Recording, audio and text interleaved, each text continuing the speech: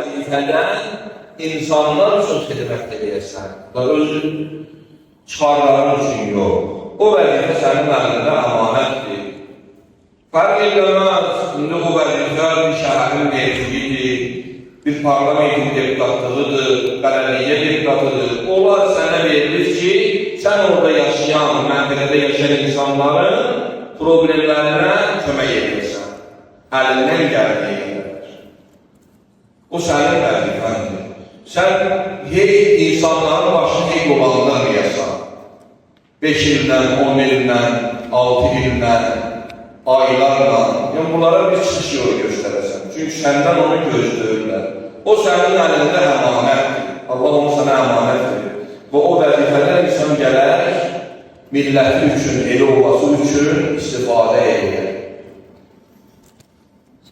Məsələn, bu müasir dövrdə struktura elə görədir ki, məsələn, dövr elə gətirir ki, yarım saat belə işığın keçməyini insanlar həzm edilənmirlər. Görürsən, yarım saat işıq keçəndə, görürsən ki, ailədə hər şey bir-birinə dəyir. Hər barədə. Ailənin məişiyyəti, yəni yaşayışı bir-birinə dəyir.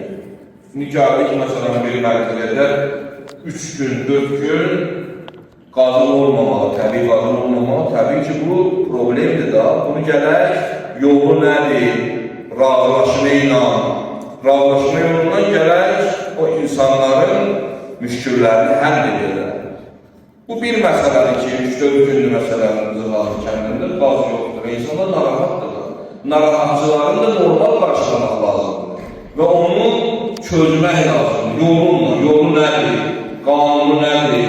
Haqqlar qorumaq gərək çözülər. Nəyin ki, o da çözülərini gələk kiminsə də haqqına təcavüz olmaq. Yox. Yəni, İslam dilinin haqqı bərpa edir. Bu şəkildə heç bir haqqına təcavüz ediləmir. İslam dilini azadsan, amma başqalarının azadlığına mani olacaq həddə yox. Azadsa onun da bir çərçivəsi var. Və bu məsələlər inşallah gələr yerini tapar. Yəni, zülm eləmək,